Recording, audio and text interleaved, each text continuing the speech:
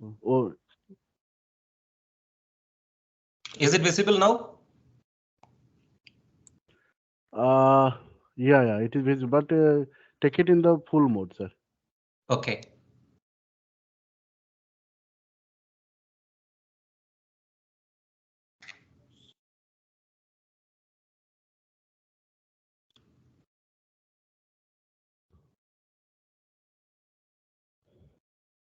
I'm right now in full view.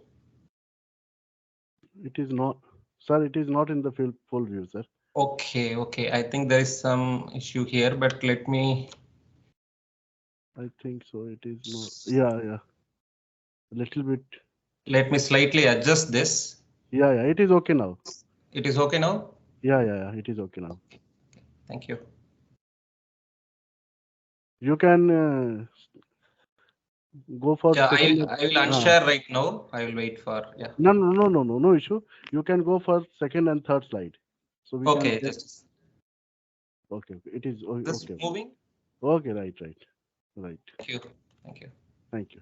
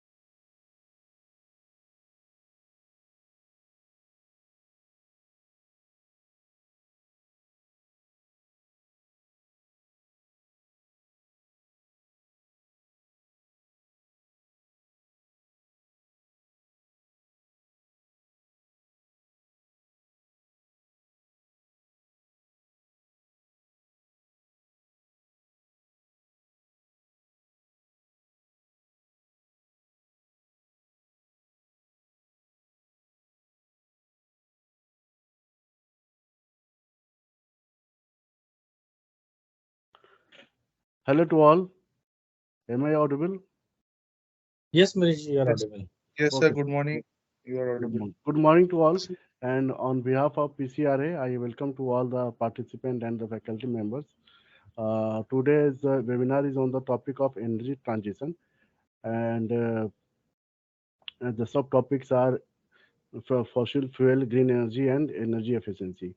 The first part of the webinar is fossil fuel, which would be given by Mr. P. Saktivel, who is Senior Research Manager of IOCL R&D. And the second part will be given is for topic is green energy, which will be presented by AK Saxena, Senior Director, TERI. And the third part is energy efficiency, which will be given by Mr. Vivek Negi from BE, who is a Joint Director of BE. So I think the session will be enjoyable, and question answer session will be also there. So with the permission of ED sir, can we start, sir?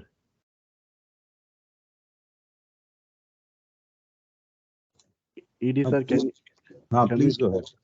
Okay, Just small introduction means.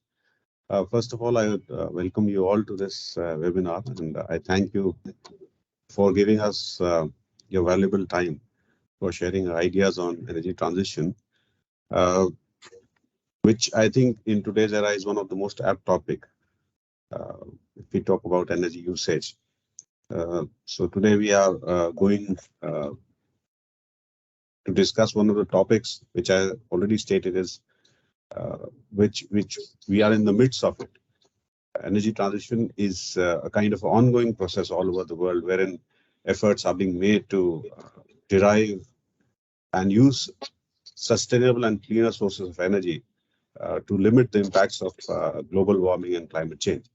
And how to design pathways and mechanisms towards a sustainable and a cleaner future has therefore attracted worldwide attention.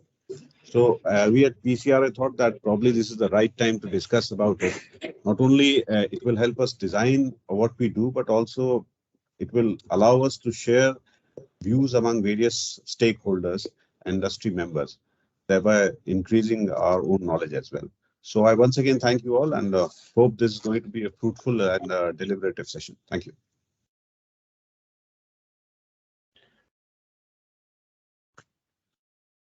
Pandit sir, can we start with the introduction or directly we can start? Yeah, we can start, dear sir, Joshi sir and our friends. Here in our this group, we have invited the participants from oil companies also, HPCL, IOCL, BPCL, and organization under MOPNG like CSTB. So many of them have joined and some will join in due course. So please start. We can start the session now. So Mr. Saktivel, can we start now? Yes. Welcome, sir. Respected ED, PCRA and team of PCRA, distinguished participants, co-speakers. Very good morning to all of you. At the outset, I would like to thank PCRA for extending invitation to Indian Oil for being part of this particular seminar on energy transition by providing a speech on fossil fuels. And I also thank IOC R&D seniors and management for giving me this opportunity to present before the PCRA and all the delegates of this webinar. So let me just share my screen.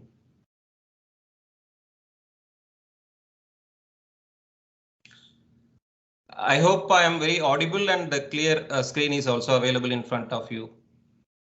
Yeah, sure. You can go forward. Yeah.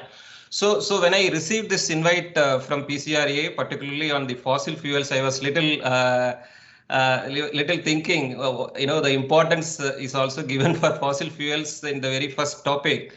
But later on, based on my own analysis, I understood that it is very important to take the stock of fossil fuels and how it is contributing to the building of nation's infrastructure and also how it is helping to run the wheels of Indian economy. Only unless otherwise each of us understand the importance of fossil fuels, we cannot further design our own greener future, because we may try to, in the race of greener future, we may miss the future. So it is very important to take a stock on fossil fuels and understand the potential that it has as of now and how slowly and steadily we are going to replace these fossil fuels with cleaner sources. Whether we will be able to replace the entire thing or we will be decreasing the use and making it use more efficiently. So in this way, I have assembled my presentation about 15 to 18 slides, which will cover on these aspects. To begin with the transportation demand in this country, and I will also provide the scenario of gasoline and diesel as on today. And there is something on the differentiated fuels, which we will be talking about how we are leveraging the additives, which can be blended with the fossil fuels like gasoline and diesel to improve the efficiency. And I will also touch upon the alcohols, which is mainly on ethanol and methanol. Main focus will be given on ethanol. And on the gaseous front, I will talk about natural gas and also on the potential availability of compressed biogas, how slowly and steadily compressed biogas can also comes into picture. And finally, I will touch upon aviation fuel and then I will conclude. So the first slide shows the growth of two-wheelers and passenger car park in India. As of now, if you see, we are in 2023. Today, we have almost about 300 million cars and two-wheelers on the roads of India. This is very big in this number. And if you look at the forecast given by IIT Bombay, it shows that even by 2050, we are not going to see the peak of vehicle population. From moving from 2020 to 2050, the two-wheeler population is going to double and cars population will triple. And also there will be significant increase in the transportation needs in terms of buses and trucks. So obviously it is very clear that the requirement in terms of automobile transportation is going to increase in the coming time. And being energy industry, we should be fully make the required energy available for this transportation to happen. And in this particular slide shows the scenario of gasoline and diesel, which are the major liquid fuels which are being used in India. On the left hand side, the first graph shows the consumption pattern of gasoline as well as diesel in India. If we see the gasoline consumption increased from somewhere from 15 MMT in 2011 to about 31 MMT in 2021. And also the diesel consumption increased from about 65 MMTs in 2011 to about 77 MMT in 2021. And during the last 2 years, the consumption have gone down 2020 and 21 mainly because of COVID. And right now, the present year, we are already touching the pre-COVID levels. What this scenario indicates is that the diesel demand is increasing by about 3% annually, whereas the gasoline demand is increasing by about 8% annually. And also you see the curve which is given in green color. Out of these two fuels, 19% is the share of gasoline in 2011. It increased to about 29% or 30%. That is the share of gasoline as of now. So the gasoline, which otherwise the petrol, the consumption is increasing significantly. And about 70% or 2/3 of the gasoline consumption is mainly because of two-wheelers, and the remaining is being used for gasoline cars. So while we look for alternatives, it is not only the diesel, it is also the gasoline for which we need to look for suitable alternative. And the kind of import that we do in terms of crude oil, it's about 220 million metric tons annually, which costs us about 13 to 14 lakh crores. So that is the kind of consumption that we have as of now in terms of petrol and diesel. And the crude oil consumption is also very much higher. Even if you look at the forecast, which is shown at the right hand side, the graph given by International Energy Agency, the oil demand is going to further increase by 2030 from 105 to 165 MMT, and by 2040 to about 220 million metric tons. So even though we'll be going for all kind of possible alternatives and other options, the kind of growth that is shown by the international agencies in terms of liquid fuels, it is still going to be there. So what is very important is that we need to we need to ensure the use of fossil fuels very efficiently, so that in the coming times, it will be easier for us to achieve the net zero goal.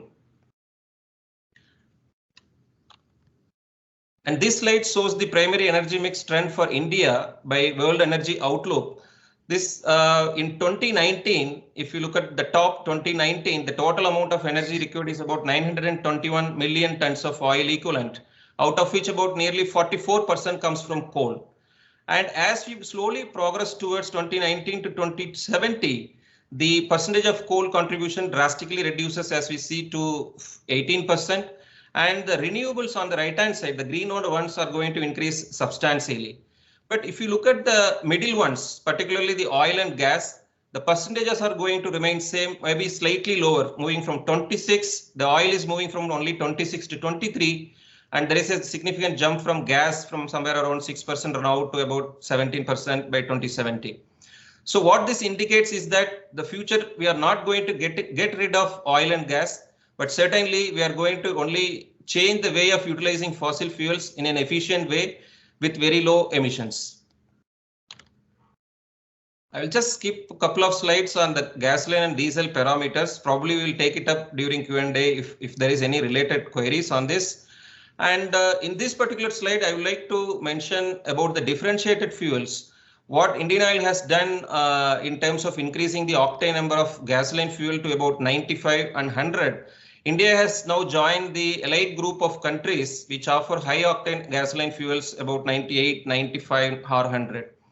And these are all the couple of fuels which are already available in the market. The one is XP95, which is the gasoline having 95 research octane number, and also XP100, which has about a research octane number of 100.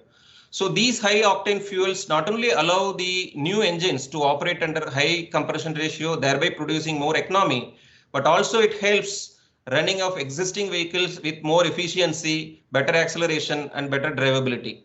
And these things in turn, once the fuel consumption decreases to about 4 to 5% by use of such fuels, an equivalent amount of CO2 reduction is also available from these by using these kind of fuels. The other fuel option, which we call it as extra green for the diesel, the conventional diesel is doped with performance additives to improve its properties in terms of cetane number, which increases about 56 that you see on the right hand side. For conventional cetane number is about 51 and also contains very low contaminants and also better oxidation stability. And more importantly, the lubricity offered is also very important. You can see that the wear from the engine components is very minimum, about 414 microns. Whereas in normal one, it is about 460 as per the specification. It also provides a very better corrosion rating in terms of NAS rating. So overall, what I would like to say is, instead of using the conventional diesel, if you go for these kind of differentiated diesel fuels, it can help improving the fuel efficiency. Thereby, the customer enjoys the fuel economy benefit about 4 to 5%, depending on the usage of the vehicle and duty cycle and age of the vehicle. And equivalent amount of CO2 benefits is also available and then will to everyone. This slide briefly touches upon the use of fuel ethanol. And as we see here, 10% ethanol blending is already achieved in this country. We could blend about 443 crore liters of ethanol. And now on pan-India basis, we have already achieved 10% ethanol. And the forecast as per the ethanol blending roadmap, it shows that by 2025, 26, the ethanol supply year, we will be blending somewhere around 1,000 crore liters of ethanol in petrol to achieve 20%. So very recently in the India Energy Week held at Bengaluru on 6th of February this month, Honorable Prime Minister launched the E20 fuel in about 11 cities in this country. And slowly and steadily, this will be increased to achieve a pan-India basis by 2025. And what could be the what was the major game changer in this ethanol program is the National Biofuel Policy, which was released by MOPNG in the year 2018, which included multiple feedstock options. Earlier, C molasses was the only option from which the distilleries were manufacturing ethanol. But in 2018, the policy allowed the use of sugarcane juice, sugar syrup, BNC molasses, damaged food grains, FCI rice, and maize. And because of this increased feedstock basket, and people can put up multiple plants and produce more and more amount of ethanol, which is being now utilized for fuel blending application. And by 2025 and 26, you see that the grain-based and sugar-based feedstock will be about 50 to 50% or 40-50 mix is expected by 25-26. It has multiple benefits. Ethanol, which is a low-hanging fruit, and ecosystem already exists. There is not much of changes that you need to do in the existing infrastructure. And this is the E20 roadmap, which was released in the year 2021 on World Environment Energy Day, which shows the responsibilities of automakers as well as oil companies. As per this roadmap, we can see that by 2023, E20 should be launched, which is already done. And automotive manufacturers are going to release the E20 material compatible vehicles. Many manufacturers have already done. And from 1st April 2023 onwards, all these vehicles, new vehicles, are perfectly all right with using E20. And by 2025, oil marketing companies will achieve the E20 availability on pan-India basis. And the rollout of E20 compatible vehicles in terms of material compatibility as well as engine tuning will also be available from 2025. So this is a roadmap which was proposed in 2021, and both oil companies and automotive companies are in line with the recommendations of this roadmap. And today, if you look at the market, the fuel market, we have particularly for gasoline sector, we have E10 already available on pan-India basis. Slowly and steadily, we'll be moving to E20 that we see here, which is having about oxygen content of about 7.4%. There are already IS specification already available for these fuels. And in the future, we also expect as the ethanol quantity availability improves, we will go for E85 so that the flex fuel vehicles which are coming up from 24-25 onwards can take anything between E20 and E85. Those vehicles can run anything between E20 and E85, and customers have an option to choose this fuel depending on their choice. And there are a number of studies were done by Indian Oil Corporation along with the Automotive Research Association of India as well as the automotive manufacturers, which help to stabilize the fuel chemistry, formulate the new additives starting from E10 to E20 onwards. I don't want to get into the complete details, but I want to only mention that before introduction of any fuel on a commercial basis, particularly for existing vehicles, there have been lot amount of the research work which is undertaken at leading research organizations, and then the fuels have been the BAS specification have been framed, and subsequently the fuels are being released into the market. So this is another fuel, another alcohol which has large potential, that is methanol. Unfortunately, today almost about 90% of methanol requirement for various industry applications are being met by imports. About 90% is being imported. Out of 2.4 million metric ton is the estimated demand, but domestically we produce only about 0.4% MMT. This is mainly because of the cost benefit that people see in terms of importing methanol. But once methanol is being effectively utilized as a fuel, we expect that the price will go up in case of import. But what is the option available for India is to convert the Indian coal to produce more and more methanol in this country. The technology has been already demonstrated by some of the companies, and we expect that in the coming future, more and more such plants will be available, and availability of methanol will be ensured for automotive application. If that is the case, methanol can be blended with gasoline as well as diesel, which has large potential. The gaseous fuel, I would like to touch upon gaseous fuels, particularly here on the natural gas. For automotive purpose, as we all know, it is used as compressed natural gas. And as we know, the city gas distribution network by Petroleum and Natural Gas Regulatory Board has completed 11A bidding rounds in total. So in this CGD network, there are about 295 geographical areas which were covered. This translates to about 98% of the population as well as 88% of the total GS. And almost 630 districts in 28 states and UTs have been covered with the city gas distribution network. These implementation of such networks in these states have already started.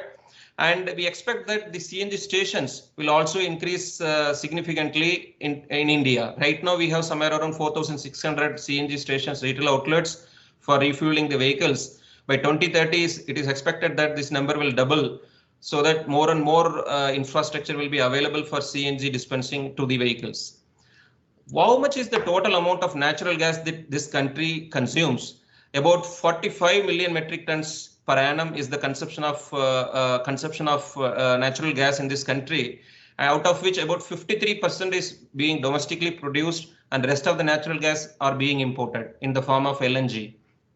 And if you look at specifically for the transport sector, the demand for natural gas is somewhere around 6 million metric tons as of now, which will move to 13.57 MMT by 2030 and subsequently to 17.85 MMT by 2040. The major benefit that CNG offers is that it is a very clean fuel. It is a single carbon fuel. So there is the CO2 emissions which comes out of CNG will be significantly lower. But please mind that CNG is also a fossil fuel. It is also comes under fossil category. The major benefit it provides compared to the liquid fuels is that the low carbon, so that the resultant CO2 emissions is also less in case of CNG. And CNG vehicle technology is already available, whether it is four-wheelers, whether it is heavy-duty trucks, buses, all this, the technology to use CNG is already available. And we are also hearing from some of the two-wheeler manufacturers, they are also looking at possibilities to convert two-wheelers to operate on CNG, at least if not the existing ones, but the new two-wheelers. R&D is already in progress. So what I would like to emphasize in this particular slide is that even when we look for natural gas, there is a tremendous possibility, tremendous potential already that we have. Even today, we are importing large quantity of natural gas. And in the coming time, once we move for natural gas based economy somewhere in 2030, the consumption of natural gas is going to significantly increase up to about 100 million metric tons. So there is a large potential in terms of CNG also, though it is being a fossil fuel. And what can be a sustainable alternative to CNG? Since the CNG consumption is very high, it is very difficult to replace the entire CNG, but at least to a certain extent, we can replace CNG by using CBG. As we all know, the Satat initiative by the government was rolled out in 2018. There are about 5,000 CBG plants are targeted, which could produce about 15 million metric tons of CBG.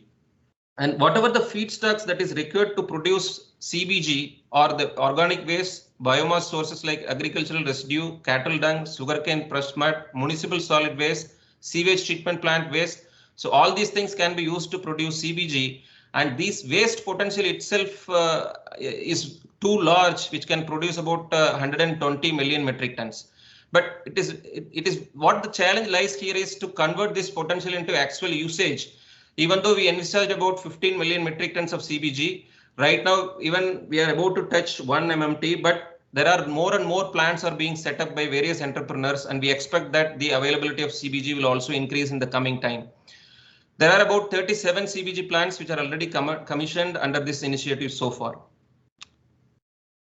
The major benefit that CBG and CNG provides is that the specification wise, if you look at the methane content, it is almost the same. CBG has about 19% minimum methane. CNG also has the same thing. And we don't need to change any of the infrastructure that we have for CNG. The CBG can be used in the same infrastructure. And even if you look at the application, wherever CNG is used, whether it is industrial application or it is being automotive application, the existing vehicles can straight away use CBG. That is the major benefit of using CBG. One slide I kept it for aviation fuel. It is not only the petrol or gasoline, it is not only the diesel, it is not only the gas, but even if you look at the ATF segment, the total passenger travel in India is very high. And by 2040, there is an estimate that it will increase to about 1,124 million total passengers in India by 2040 compared to 187 millions in 2018. So that is a huge jump. And the number of operational airports are also going to increase tremendously, and thereby resulting in increased ATF demand that we see. As of today, as of now, we are using ATF of about 9 million metric tons per annum, which is going to go up by about 24 million metric tons by 2040. And once the CORSIA emission norms comes into picture internationally as well as to India by 2026 or 2027, we can expect that more and more amount of sustainable aviation fuels are blended with ATF to meet the norms in terms of reducing the carbon emissions from air transport. Just the final slide on the summary. The net zero ambitions globally, it is at 2050. India is aiming at 2070. But today, if you look at the majority of energy that it is coming from fossil fuels, and India is the third largest importer of oil. And as we move towards gas economy, we see that there is a significant increase in the share of natural gas. CNG and LNG for heavy duty vehicles are attractive option, but the price is very sensitive to the geopolitical conditions that we see even today, but it has a very large potential. Green hydrogen and battery electric are also promising options. A lot of work is in progress. Biofuels like ethanol is a low hanging fruit. We should not forget that ethanol is the only commercial alternative fuel, which is sustainable, that is being used commercially in this country. And it is indigenous, sustainable, cost effective, but the availability of raw materials is very limited. So we cannot focus biofuels to replace in a larger extent. It can help replacing some amount of gasoline, some amount of ATF. The growth rate of gasoline is much higher compared to diesel because of various reasons. And E20 fuel, which is launched recently, will achieve pan-India by 2025, which can significantly decrease the oil import as well as foreign exchange and GHG emissions. E85 fuel as well as the flex fuel cars, they also hold promise for personal mobility in terms of two-wheelers and three-wheelers beyond 2025. So with this, I conclude my presentation. Thank you very much for the opportunity, and I will be open for the queries at the end of the session. Thank you. Thank you, Mr. Saktivel. I would like to request you that please be here for the question answer session till the completion of the session. Okay. Sure. Okay. So now I request Mr. Saxena to please start your presentation, sir. Thank you so much. First of all, I would like to thank the IOC and the PCRA for giving me an opportunity to be speaking in this webinar. Incidentally, I have not prepared any presentation. I would like to be speaking, and I hope it is fine with you. Now, the topic given to me is green energy, and I was trying to look at the green energy in the context of PCRA, and I find that the PCRA mainly deals with the primary objective is to promote the conservation of fuel and achieve the energy efficiency in various sectors of economy. And the key sectors of economy in which the PCRA is engaged with or trying to do the work is the transport, the domestic sector, agriculture sector, and the industrial sector. These are the four sectors. And my co-panelist and the co-speaker has already given quite a lot of detail about the transport related activity and what is likely to be the scene and scenario, what all could be done about. I'd be touching upon more on the other aspects. So let me start with the another aspect of the transport. First and foremost is the e-mobility. I think there is a growing amount of awareness and appreciation that we have to be moving away from the conventional, the IC engine based vehicles to the electric vehicles. And the government of India has taken a number of initiatives, the FAME 1 and FAME 2 schemes which are there, and they have envisaged the sort of a roadmap for doing more onto the electric mobility. Now, we have all seen that gradually the electric vehicles are sort of gaining importance, and the starting with the two-wheelers and three-wheelers, there's more traction in that segment, but gradually I think one has to will see the traction in other segments as well. The what we feel about us and that in the public transport, on the mass transport as compared to the personal transport, if this transition takes place, that will be much better. But on the e-mobility side, the one good aspect is on that the cost of operation or the running cost of the vehicle is much, at least I think 1/5 or 1/6 or even 1/7 of the IC engine driven at least four-wheeler. So similarly, one can see that if the capital cost and the cost of battery once as and when they come down, I think one will see more traction in the electric mobility. On the domestic side, what we try to see is that right now the fuel in the at least in the major cities and the metros and the urban centers is either the PNG or the LPG is used, and the transition there has to be towards the induction cooking, though it is not very popular today, but gradually one could see that if the induction cooking is becomes more and more prominent, so one will go away from this fossil fuel based the sources like the PNG and the LPG. But it is not happening at the scale at which is required, and I think there are a number of behavioral aspects from the consumer side which one needs to look into, and then one can give about. This is about urban centers, but when we look at the rural centers, all the more sort of a reluctance is there to move over to the cleaner fuels or the non-fossil fuels.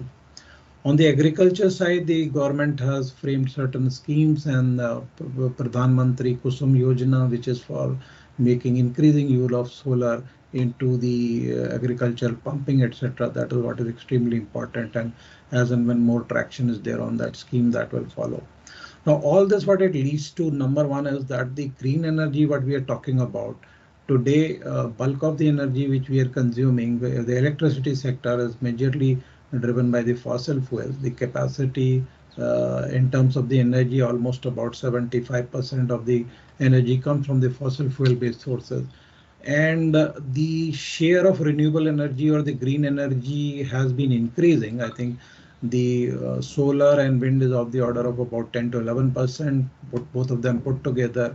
And the hydro we add about it is about 22% and 2% of nuclear. So we can say about 25% of the energy what we have today comes from the cleaner energy sources and the non-fossil fuel-based energy sources.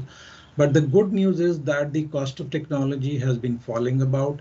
If we look at the cost of solar generation or the cost of wind generation, I think in the last 10 years or so, there has been a significant increase in decrease in the cost of these technologies. Now, the solar ground-mounted parks are at the tariff which was obtained about is 2 rupees 50 paisa per kilowatt hour, and similarly in the wind also almost of the same range.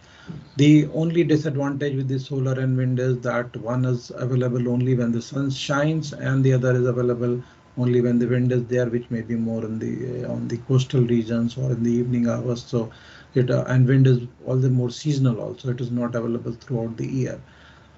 So essential component along with these green energy sources like solar and wind is the requirement of storage, because in India we know our demand is such that we not only have a morning peak but also we have a evening peak demand, which is primarily due to space conditioning or air conditioning load, and for that storage is essentially required, because sun will certainly will not be available, but wind may or may not be available, and the amount of demand which is to be met in the evening hours, a large amount of storage is required. But there again, the good news is that the storage costs are also coming down, and I think one hopes that gradually if we see more of a fall, then they will also find increasing penetration into the grid. Now, the Solar Energy Corporation has taken a number of initiatives to see that what best can be done.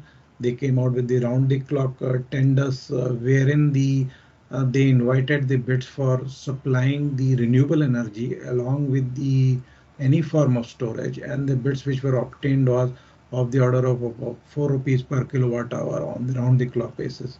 The option given was that they will be required to utilize the energy from the off-peak hours, which will be available to them about 2 rupees 85 paisa, and they were required to be quoting the peak hour tariff for the morning and evening peak, both put together.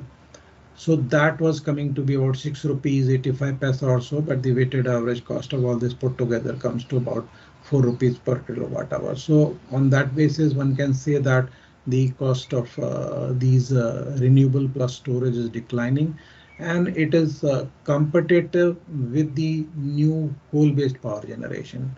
So that is something very promising, and as we in India, we have a huge market, and the volumes are so significant as we move up. I think the cost trajectories are going to be further down. There have also been developments in regard to the standalone storage options, and the bids being invited today are finding that the storage options which are there on that they are also pretty promising. I think recent tenders are there from NTPC and also by the SECI, which was so both these are very promising as far as I feel about it.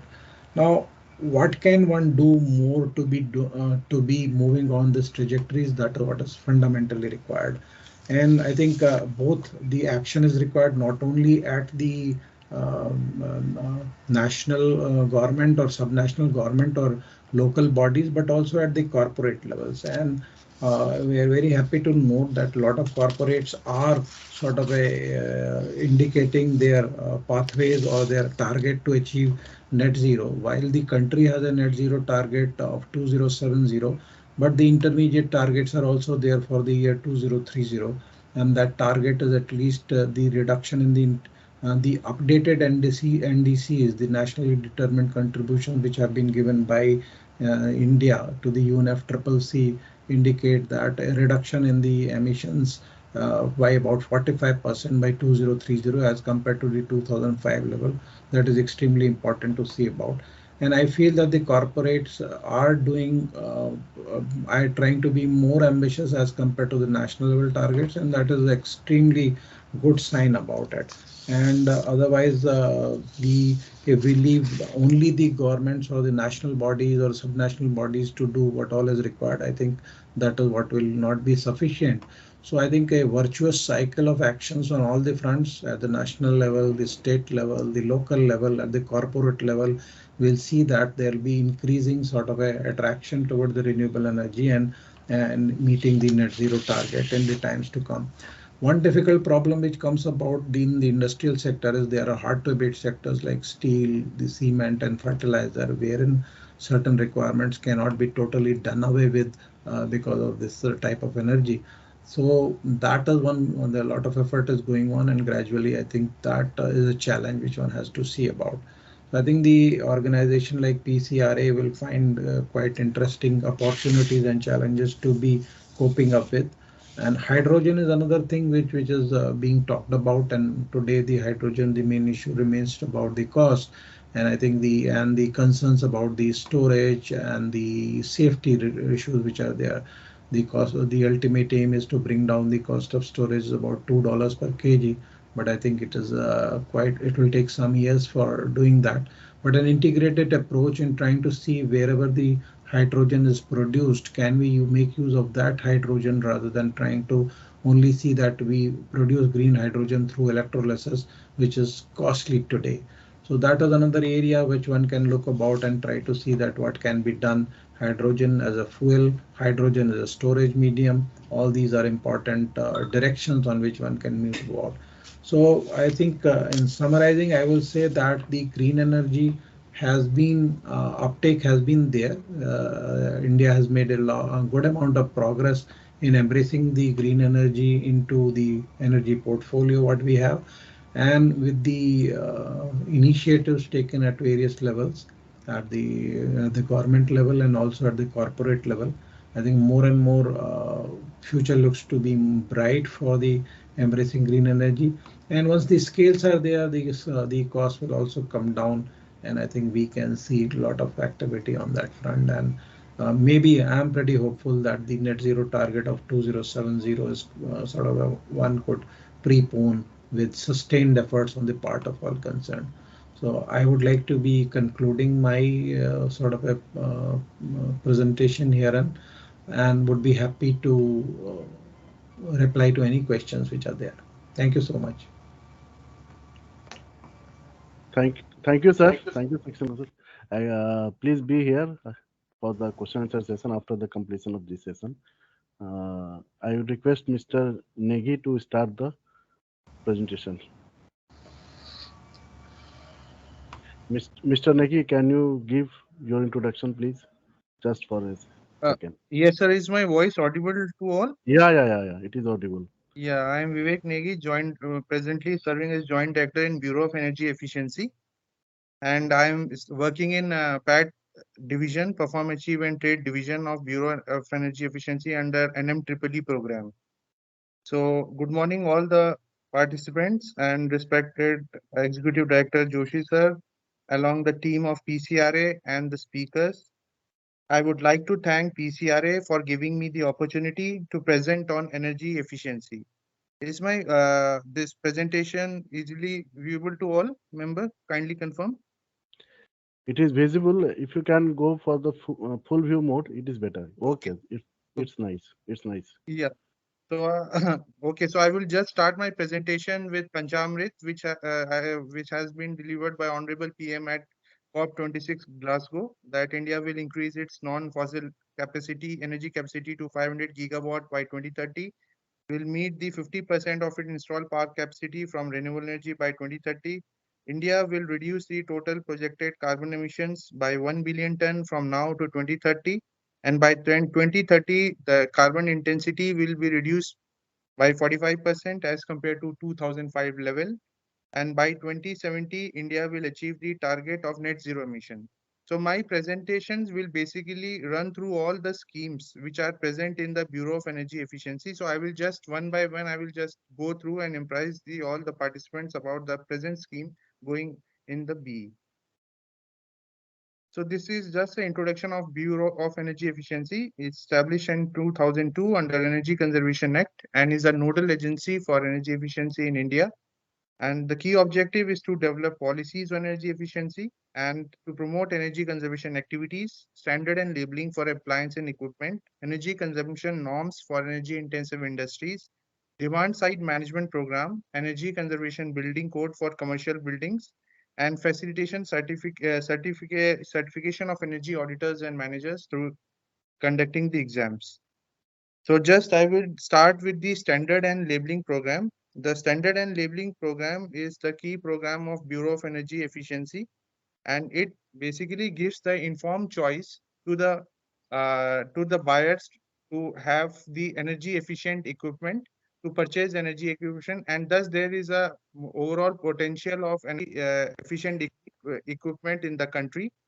And and also it gives the labeling procedure also, that just the 4 star, higher the number of the stars means higher the energy saving. So now the standard and labeling program of Bureau of Energy Efficiency covers the 30 appliances, in which the 12 appliances are under mandatory regime, and the rest appliances are under voluntary regime. Total 19,000 models from 1,400 brands have been registered, and total 55.6 crore star label products have been manufactured in the year 2021. So the total annual electricity savings achieved through standard and labeling program in 2021 is 61.6 billion unit. Now, this shows the list of the appliances. The equipments on the left hand side, that is on the mandatory regime. Total starting from room air conditioner, frost free refrigerator, TFL, DT, room air conditioner, direct cool refrigerator, color TV, and storage, electric water heater, inverter, air conditioner, LED lamps, ceiling fans. And now the new one, that is the deep freezers, which are used in basically in the commercial category, that has been introduced recently in the mandatory regime. Previously, it was a part of a voluntary regime. In the voluntary regime, induction motors, pump sets, UHD, LPG, washing machines, DG sets, chillers, microwave, all these are there in the voluntary regime. So depends upon the, because like induction motors are there in the industry. So now most we are going with the higher efficiency of energy motors. Now in the future, induction motors will also become the part of the mandatory regime.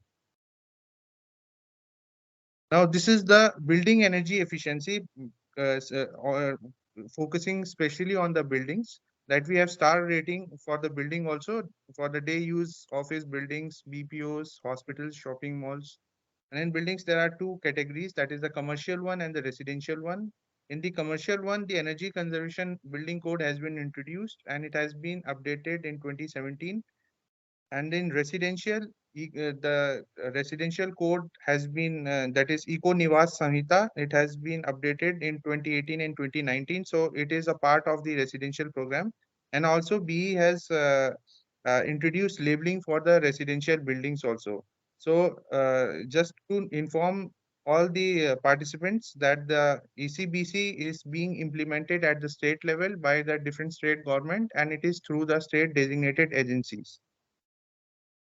Now, these are the status of the energy conservation building codes which have been adopted, which have been notified by the respective states. We may see that total 22 number of the states have notified the energy conservation building codes, and few of the states are in the final stage of notification. That is Bihar, Gujarat, JNK, Maharashtra, Manipur, Nagaland, and Tamil Nadu.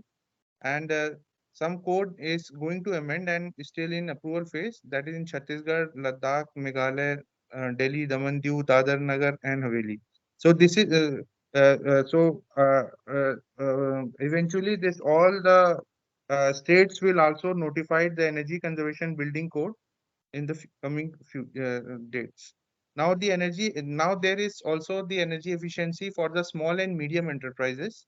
So here the number of the MSME clusters, there are basically the clusters ranging from foundry, then from the textiles, which I'm going to show in the coming slides. So in this SME program of energy efficiency, total greater than 100 number of clusters have been covered, and number of energy audits, this and the DPRs, and in the investment grade energy audits, that has been completed for 20 greater than 2100 plants. Number of pilot projects that has been implemented for greater number 30 numbers, and participants that have been reached through marketing and all these things is 20,000. And the capacity building programs, more than 25,000 has been conducted.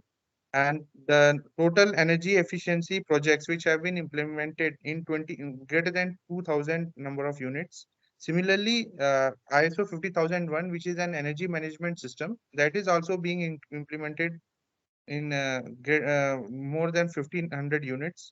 Then the technology demonstration videos, because there are some technologies which needs to be demonstrated and then it has to be replicated to the other small medium enterprises. So that video, Bureau of Energy Efficiency Media Department is making the video, and that is to be shared with all the other MSMEs. So total 100 videos have been framed, and then there is a cumulative and estimated lifetime carbon emission reductions through direct investment, that is greater than 3 million ton of CO2.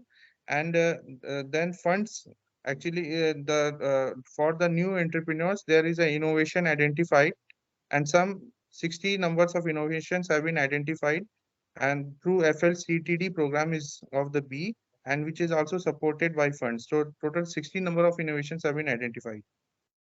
Then just I want to inform about the SME clusters, where we can see that in different these hand tools, ice making, lime kiln, limestone, these are the various textile, paper, mixed industries, pharmas, refractories, steel rolling mills. So these are the various SME clusters which have been which is distributed all over the country.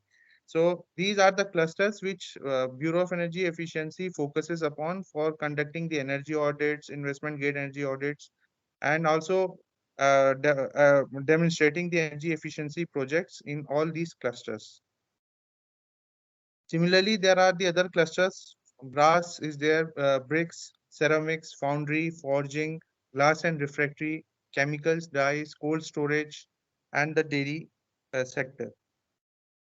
Now, apart from this, uh, uh, there is a state designated agency. These state designated agencies formed under the Energy Conservation Act 2001.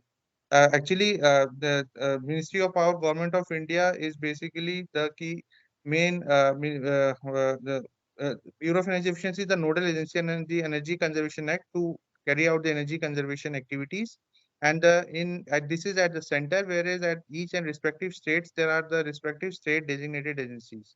So at present, we may see that there are total in each states we are having the state designated agency, but there are some renewable energy department also.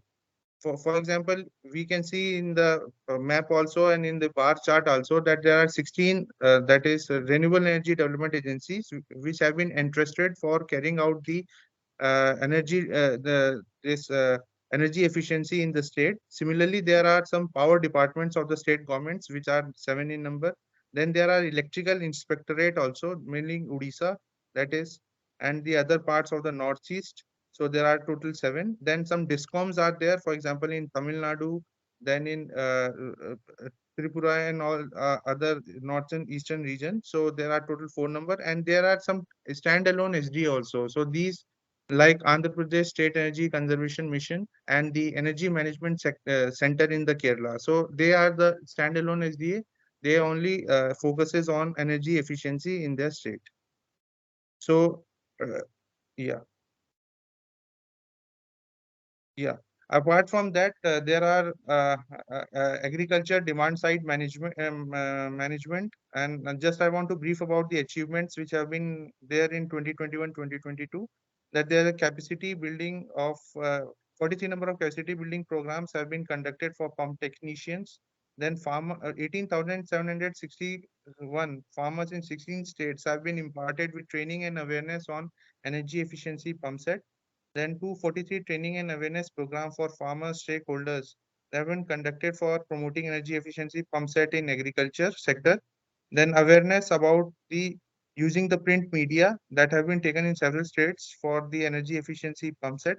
And then few demonstration has also been carried out just to sensitize the farmers about the adoption of the energy efficiency in the agriculture sector. Then apart from that, there is a municipal demand side management. This is focusing on the urban local bodies that basically the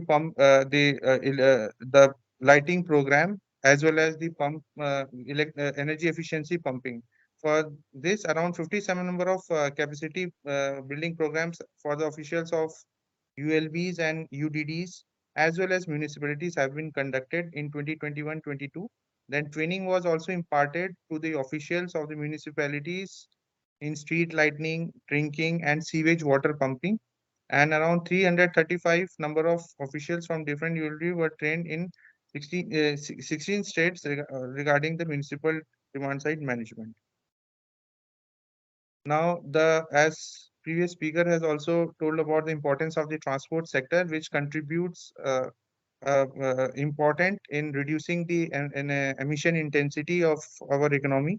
So the transport sector, we have covered three: the railways, cars, heavy and medium duty vehicles. So energy efficiency railway in railways. So railways is already notified in an PAT scheme, that is Perform, Achieve and Trade scheme of Bureau of Energy Efficiency. And for the passenger cars, we have CAFE norms, that is Corporate Fuel Efficiency Standard Place, and electrical vehicles. And for heavy and medium duty vehicles, we have launched the fuel efficiency standards, as well as electric vehicles and the hydrogen vehicles. The norms have also been notified. So regarding the transport sector, the charging of the EV batteries to the public charging stations, that doesn't require any licensing. So under the Electricity Act, so this is purely a de-licensing activity. Then regarding safety and regulations, the technical standards regarding the pertaining to grid connectivity, that has been notified in June 19. Then guidelines have been issued by Ministry of Power on 14/12/2018 regarding guidelines and standards for EV charging infrastructure. Then Go Electric campaign, which has been launched on 19 Feb 2021. Then for upstream infrastructure, that has been already covered under the revamp distribution sector scheme of Ministry of Power. There is action plans in 9 cities regarding the transport sector: Mumbai, Delhi, Bangalore, Ahmedabad, Chennai, Kolkata, Surat, Pune, and Hyderabad. And EV policies have been issued in 22 number of states, where 17 have been notified and 5 are under public consultation. Then open access, the open access is allowed in for public charging station, that is allowed in the Electricity Act 2003. Then there is certification of energy manager, energy auditor, and accredited energy auditor exam. The BE is conducting this energy exam twice in a year now, onwards, and in the coming March, that coming month, there is a starting of the certification of energy manager and energy auditor. So this is as per Act, Energy Conservation Act 2001, that all the designated consumers it is mandated for them to get the energy audit conducted by an energy auditor, and as well as they have to designate an energy or appoint an energy manager. So basically, energy manager is a person who has passed all the 3 papers of the energy manager exam, and if he passed the 4th one, that then he becomes the energy auditor. So and if after qualifying all the exam, if an certified energy auditors wants to apply for the accreditation, that's to becomes an AEA, then he has to come for the interview in at Bureau of Energy Efficiency, and after passing the interview, and he get the qualification of accredited energy auditor. So till date, 22 number of examination have been successfully conducted by Bureau of Energy Efficiency, and at present there are about 17,975 certified energy managers, and out of which 10,639 are the certified energy auditors. And there are at present 285 accredited energy auditors. Now, this is a slide on National Action Plan on Climate Change. This is basically launched in 2008 uh, by Honorable Prime Minister, and there were about 8 missions. In one of the missions is the National Mission for Enhanced Energy Efficiency, and the National Mission on Enhanced Efficiency consists of the 2 components.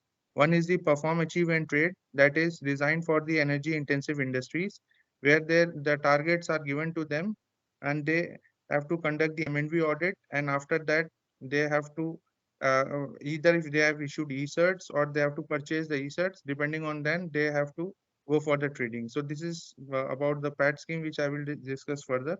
Then there is a financing of energy efficiency program. This is a fiscal instrument for energy efficiency to finance or to finance the key projects, means which are high in capital investment. So the fee program is there. So I will also discuss in detail about this fee program in the coming slides.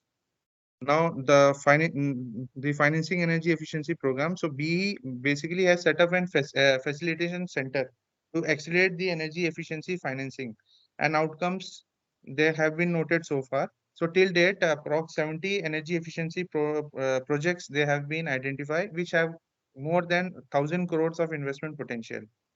For this, 22 number of banks and NBFCs have been registered, and 76 energy efficient technologies for financing has been the list has been released in September 2022. So in order to synchronize the financial institutions, industries, as well as the SDAs, so we are developing one common platform, which is going to be, it's a basically an IT platform, which is going to be launched very soon. And BE has also signed a member of agreement with Central Bank of India for establishing energy efficiency financing cell and also providing the manpower support for effective functioning of the cell.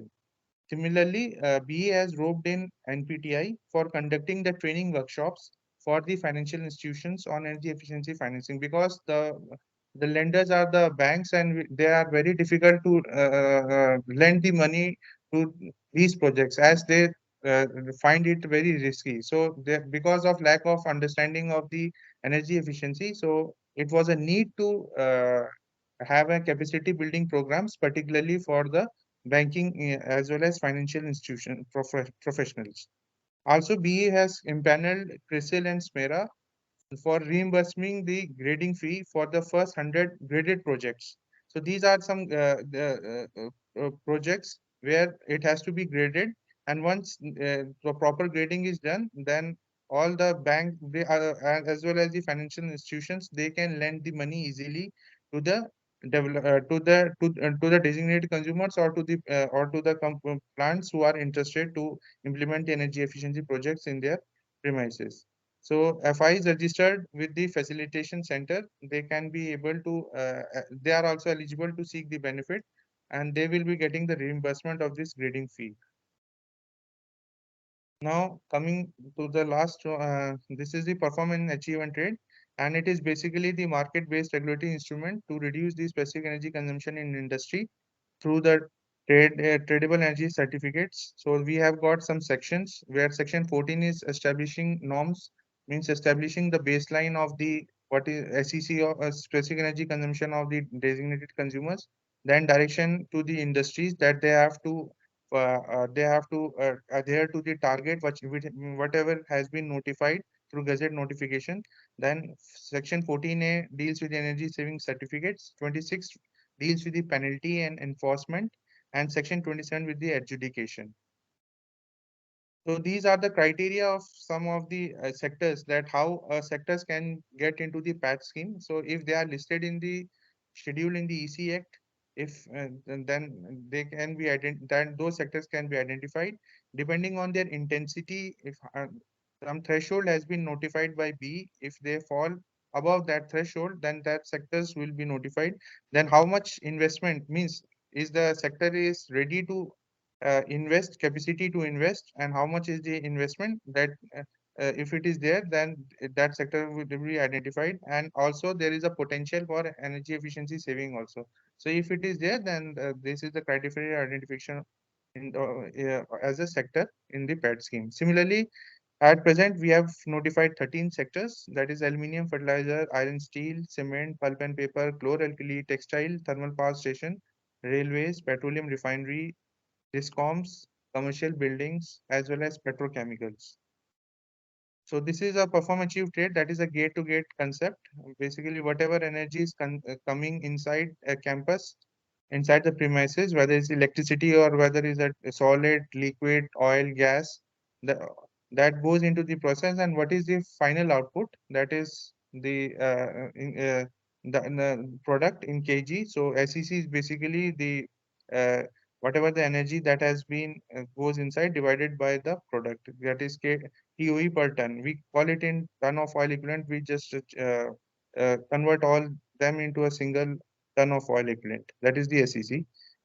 And this is basically the concept of target compliance, inserts and penalty.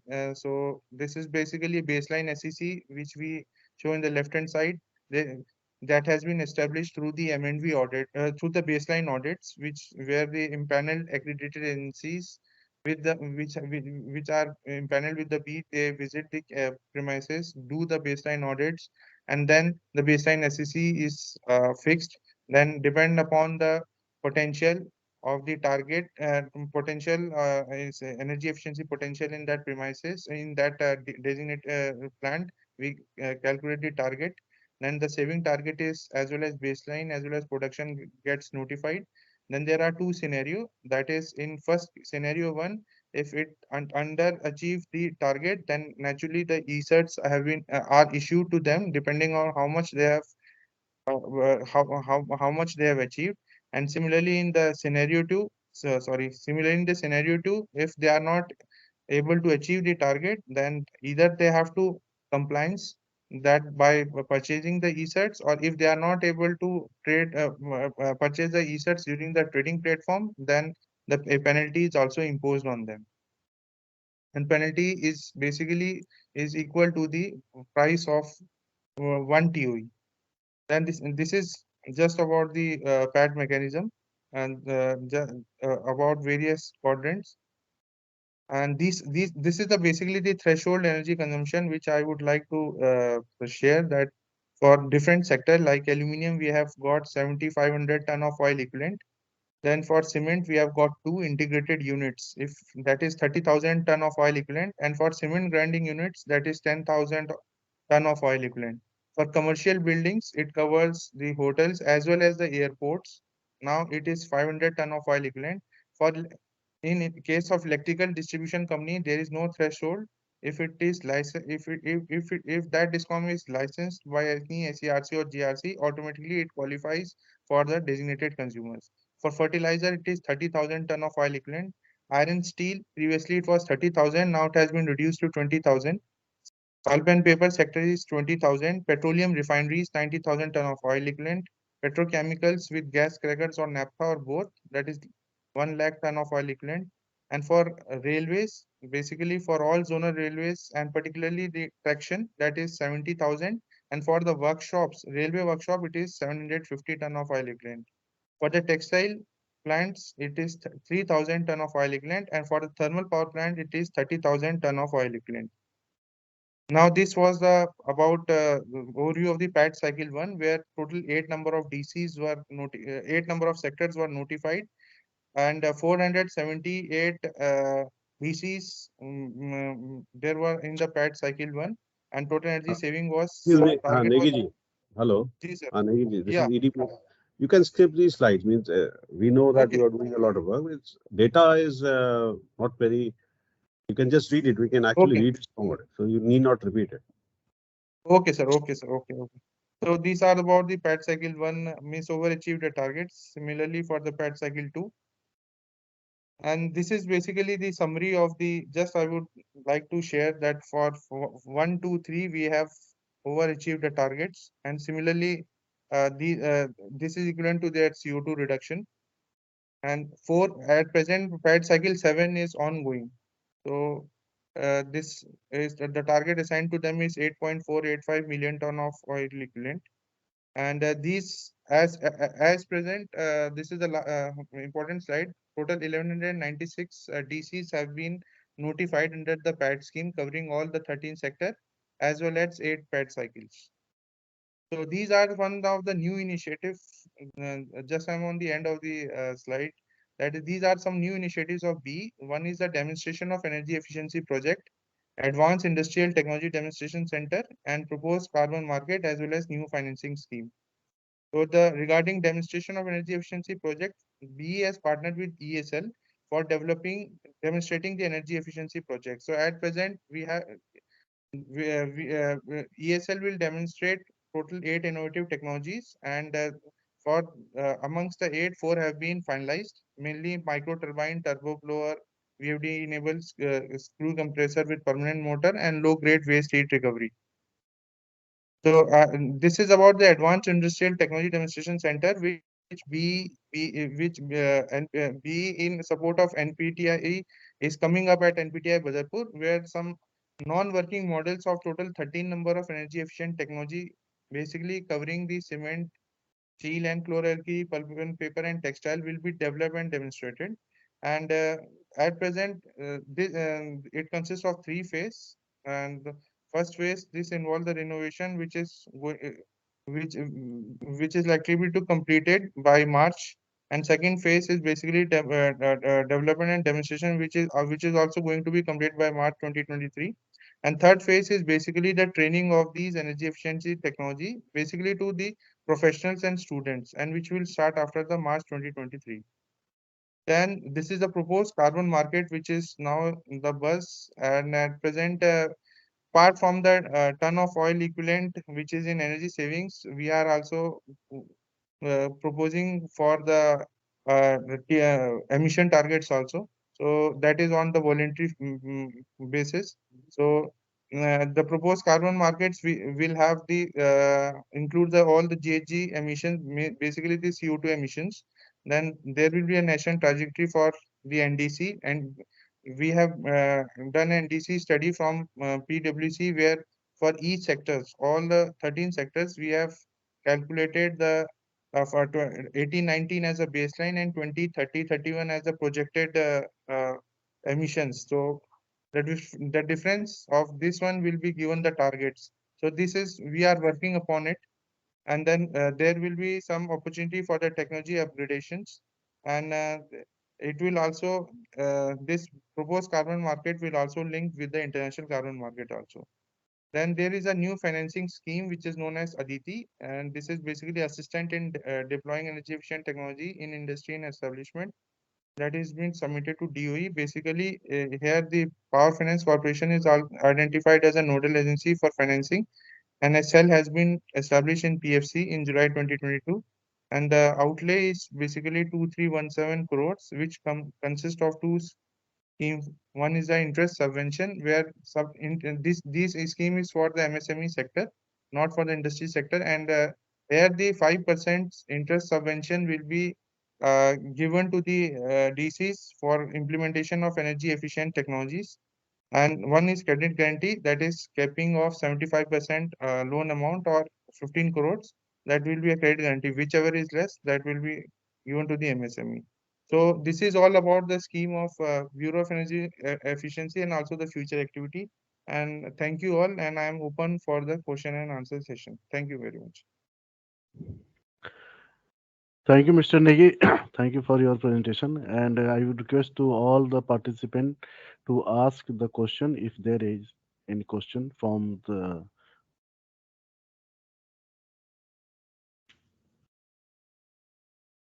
Let me start. I have got one small query with Mr. Negi from we. First of all, I am thankful to from PCRA. We are very much thankful to Mr. P. Saktivel of IOCL, Mr. Saxena from TERI, and Mr. Negi from Bureau of Energy Efficiency to share their views and share their presentation on topics related to energy transition. Only a small query with Mr. Negi of Bureau of Energy Efficiency. Recently, I had heard that the trading of e-certs through which is issued after the PAT audits, this unit of current unit is a TOE, ton of oil equivalent. But I came to know that now it will be changed to CO2 in terms of CO2 emission. So is it correct, and when it will happen? No, sir, at present, the trading has been resumed on 14th February, and it is basically on the price of TOE, that is 18,402. So one base price is also being fixed, that is basically the 10%. So the base price is 1800, and the trading has been started. But in the now at present there is no linkage with the carbon, but in the future it will be linked with the emission. But presently it is only on the TOE basis, that is the energy basis. Okay, Mr. Negi, you can unshare your presentation. Okay, sir. Okay.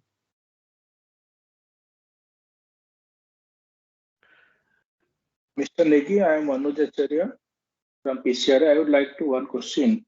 You had said that there is huge savings from S&L program of Yeah. BE.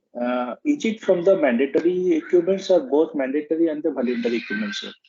No, this is from both the sir, voluntary as well as mandatory. What is the broadly? How do you calculate these savings?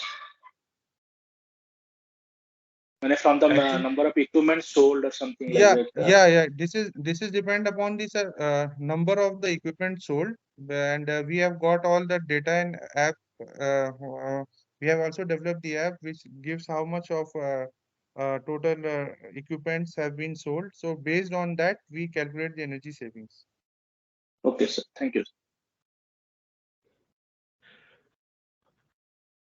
My question is from Saktivel. Actually, I just want to know that Mr. Saktivel, Yes. am I you have told us about the XP95 and XP100. Okay, gasoline.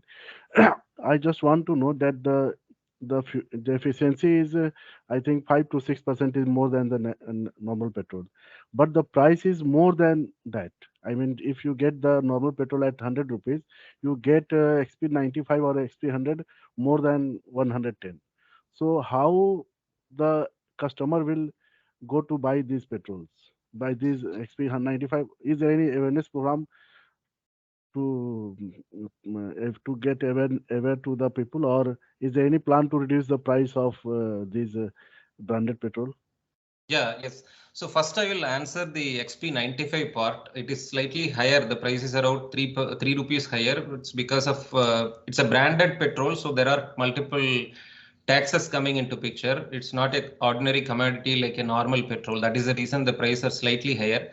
XP100 is much higher cost because that we are aiming for a luxury segment of passenger cars as well as some sports kind of motorcycles, which they typically operate at high compression ratio. So the XP100 is much costlier, of course. But there is a different segment of people who use XP95 because of their vehicle, which matches this particular requirement of RON. So XP95 can be used by any user for that matter. It's only about 3 rupees higher compared to the normal petrol, mainly because of the tax part. So that we cannot do being a branded petrol, but definitely it can offer the fuel efficiency benefit and customers can get benefit out of it. Particularly the one who are operating the vehicle for a longer duration, for a longer kilometers, and the one who are operating under very tough operating conditions, like for example commercial operations and where the load conditions, speed conditions are much higher.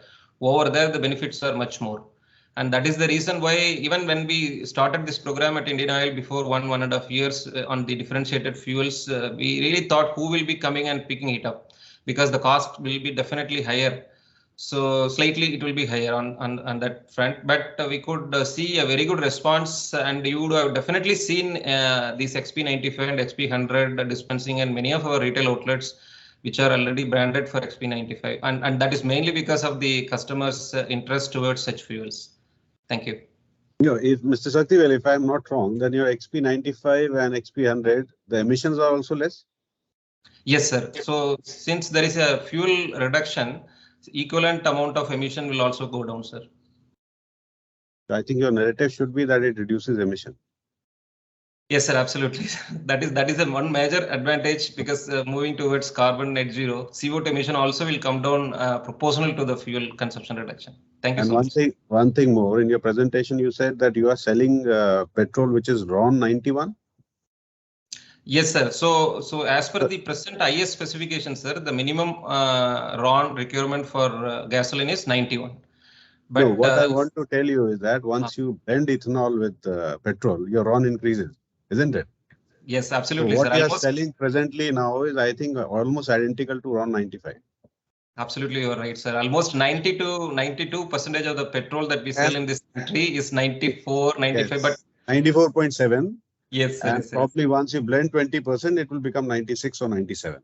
Absolutely, So sir. Absolutely. actually, what you're selling today is around 95 almost. Yes. So again, your narrative has to improve. Right, sir. Okay. Any questions from other participant? Yeah, good afternoon. I'm Gitali Kalita from Numaligarh Refinery. I Welcome, have a madam. question to Mr. Negi. Yeah, my question is about Energy Conservation Amendment Bill. We have come to know that it was passed in the Parliament in August, and it got the presidential accent in December. The Yes, amendment bill. So yes. are we expecting any separate gadget to come in the form of gadget about that amendment of EC Act from 2001 to 2022? No, ma'am. This We didn't receive actually separately. Yeah. this I will confirm you later. At present, we have a gazette notification where some fuel mix and non-fossil based targets will be notified in the future.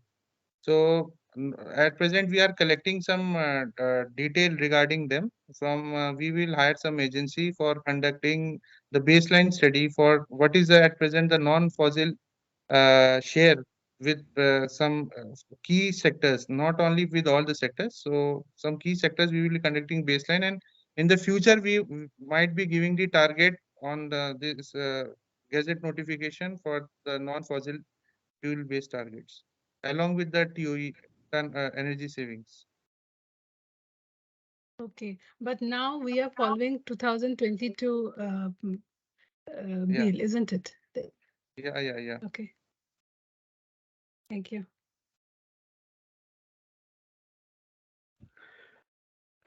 Is there anyone left for the asking the question? Okay. So I think ED sir, we request you to say a few words last. No, I thank you all for a very enriching presentation. See, all of us are aware that energy is critical for development. In fact, it won't be an exaggeration if I state that energy is almost the lifeline of our country.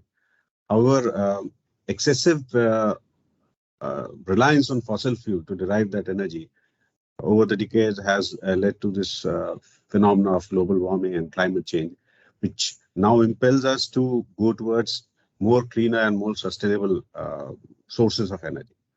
Therefore, I think we felt it was an apt time to discuss and deliberate and move towards energy sources that are more environment friendly. However, at the same time, it is to be kept in mind that the transition is just, inclusive, and takes into account the necessities of the country. So every country during this energy transition is going to have its own contextual roadmap, which largely will depend upon what natural resources are available in the country, its energy consumption, both in terms of volume and in terms of per capita, and obviously its growth trajectory. And as I've already said, that it needs to be just and inclusive. So regarding India, I think almost all of you have already stated that India is doing enough on its end to ensure that the sustainable goals are met. It is one of the fastest growing economies, and therefore going forward, India's energy consumption is going to increase rapidly. However, India presently, per capita income wise, its energy consumption is just 1/3 of the world. I think it's, if I'm not wrong, it's 1/5 of China, and I think 1/12 of what is being consumed by the people in the United States. Therefore, going forward, India will not only require additional energy for fulfilling its needs, but also to provide adequate and affordable supply of energy to each and every household. So while transitioning, this has to be kept in mind. I don't need to deliberate on what steps we are taking, because already most of the speakers have already told. Even if you see the budget this year, it has been touted as a green budget, wherein close to 35,000 crores of rupees have been allocated for green transition. The National Green Hydrogen Mission has been announced, which has allocated close to 20,000 crore rupees for manufacturing of green hydrogen. I think there was an announcement by the Honorable Finance Minister regarding 10,000 crore allocation for the Gobardhan scheme, wherein 200 plants are to be developed for the CBG. So all in all, I think we are going ahead, and as Professor Saxena has already said that India's commitment for NDC, India is already ahead in achieving those commitments. So we are doing quite a lot, and hopefully these deliberations will continue, not only initiated by PCRA, but also by other organizations wherein active participation from all the stakeholders will be there. And we'll move towards a more sustainable and a greener environment, which is just, inclusive, and healthy. So I once again thank you all for your participation. Thank you. Thanks, Dr. for your informative address. I also we will continue to conduct similar webinars in coming weeks also on the similar related topics, and we will share the link as when it is finalized and planned, and you all can join. Other than our PCRA officers, all other participants can also join these webinars. Thanks a lot. Thank Thank you to all. Thank you so much. Thank you to all. Thank you.